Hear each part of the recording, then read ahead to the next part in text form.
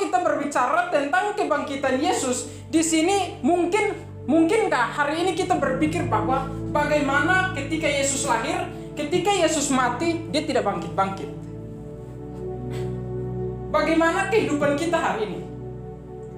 Apa yang akan terjadi dengan kehidupan kita yang tadinya kita mempercayai bahwa tujuan Yesus datang menebus dosa saya dan saudara, tetapi ketika dia mati lalu tidak bangkit-bangkit. Saya tidak tahu, mungkin hari ini kita mempercayai siapa? Kita mentuhankan siapa? Apakah patung, Muhammad dan lain sebagainya? Itu tidak tahu. Seandainya kalau Yesus tidak bangkit. Nah, saudara-saudara yang diberkati Tuhan, di sini kita melihat bahwa di ayat yang kedua di sini bagaimana terjadi gempa bumi. Terjadi gempa bumi waktu Yesus dibangkitkan. Kalau kita mundur, terjadi gempa bumi waktu Yesus mati di atas kayu salib. Di situ juga terjadi gempa bumi. Nah, saudara-saudara, ini menunjukkan atau menggambarkan bahwa gentarnya bumi ketika Yesus mati, tetapi bumi juga melonjak sukacita ketika Yesus bangkit dari antara orang mati. Nah, saudara-saudara yang diberkati Tuhan, makna atau arti kebangkitan Yesus mengubah ratapan dan ketakutan menjadi sukacita. Ratapan ini bagaimana ketika murid-murid, ketika Yesus diselipkan, mereka mulai cerai-berai, tidak mulai bersatu lagi. Ketika Yesus mati, dikuburkan, di situ mereka mulai merasakan rasanya sedih karena ditinggalkan. Karena memang ini normal, siapapun ketika ditinggalkan pasti akan merasa sedih. Di sini saya melihat juga bahwa murid-murid dan juga Maria, mereka merasa sedih karena apa? Ditinggalkan oleh Yesus. Tetapi mereka lupa bahwa Yesus sendiri pernah berkata, dia akan mati tapi akan bangkit pada hari yang ketiga. Nah, saudara-saudara yang diberkati Tuhan, di sini kita melihat bahwa mengubah ketakutan menjadi mengubah ketakutan ratapan menjadi sukacita. Ketakutan di sini kita melihat bahwa Maria Magdalena dan Maria yang lain, mereka yang merasa takut. Di sini saya melihat bahwa ketakutan mereka mungkin yang pertama tentang gempa bumi yang terjadi. Yang kedua, mungkin karena ada malaikat yang menampakkan diri. Yang ketiga, karena Yesus tidak ada di kubur itu. Nah, saudara-saudara yang diberkati Tuhan, di sini waktu peristiwa Yesus lahir dalam Lukas 2, bagaimana malaikat Tuhan menampakkan diri kepada gembala-gembala.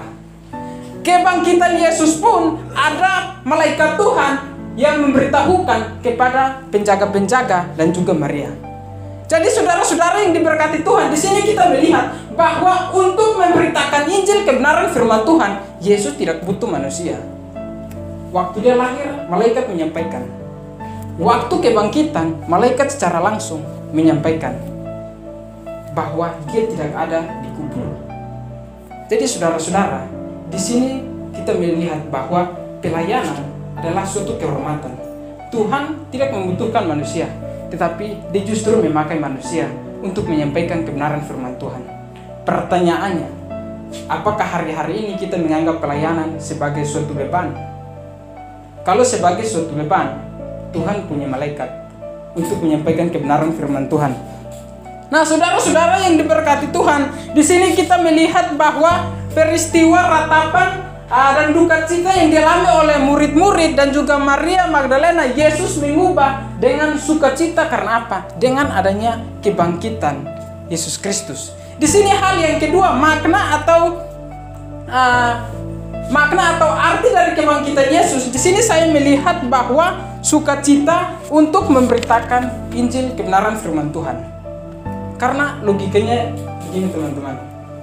Kalau seandainya Yesus tidak bangkit, kita mau memberitakan apa hari ini? Rasul Paulus dia berkata dalam kitab Korintus bahwa seandainya Kristus tidak bangkit, maka sia-sialah pemberitaan kami. Tetapi itu zaman dulu.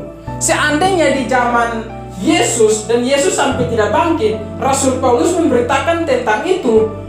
Lalu hari ini kita mau memberitakan tentang apa? Apakah kita memberitakan tentang kematian Yesus yang tidak bangkit-bangkit? Kan tidak mungkin seperti itu. Tetapi saudara-saudara yang diberkati Tuhan, memberitakan tentang Injil kebenaran firman Tuhan adalah suatu sukacita yang besar bagi kehidupan kita. Karena apa? Bangga. Dia mati, tetapi dia bangkit dari antara orang mati. Mereka penuh dengan sukacita. Karena apa? Kabar yang barusan mereka dengar dari malaikat, bahwa Yesus sudah bangkit dari antara orang mati. Yesus tidak ada lagi di dalam kubur itu. Nah, saudara-saudara yang diberkati Tuhan, peristiwa Tuhan mengubah ratapan menjadi sukacita. Mungkin hari-hari ini kita takut. Mungkin peristiwa ketakutan kita tidak sama dengan Maria Magdalena dan Maria yang lain. Tetapi mungkin hari ini kita takut dengan masa depan kita. Hari ini kita takut dengan apa yang terjadi dalam kehidupan kita. Hari ini kita takut dengan keuangan kita. Tetapi kita lupa bahwa kebangkitan Kristus akan mengubah ketakutan menjadi sukacita. Saudara-saudara yang diberkati Tuhan, di sini kita melihat bahwa sukacita untuk memberitakan Injil karena kebangkitan Kristus. Kebangkitan Kristus adalah suatu sukacita tersendiri bagi orang-orang, terkhususnya mereka yang percaya kepada Yesus Kristus. Di sini terjadi penyembahan karena apa? Terjadi perjumpaan mereka dengan Tuhan. Terjadi penyembahan karena apa? Yesus bangkit dari antara orang mati. Bagaimana mereka mau menyembah Tuhan kalau dia tidak bangkit dari antara orang mati? Bagaimana hari ini kita menyembah kepada Tuhan, kita percaya kepada Tuhan kalau dia tidak bangkit dari antara orang mati? Terjadi sebuah penyembahan karena terjadi perjumpaan dengan Tuhan. Di sini jelas. Di ayat yang ke-9, tiba-tiba Yesus berjumpa dengan mereka. Lalu di kata yang terakhir, mereka sujud, memeluk kakinya dan menyembah.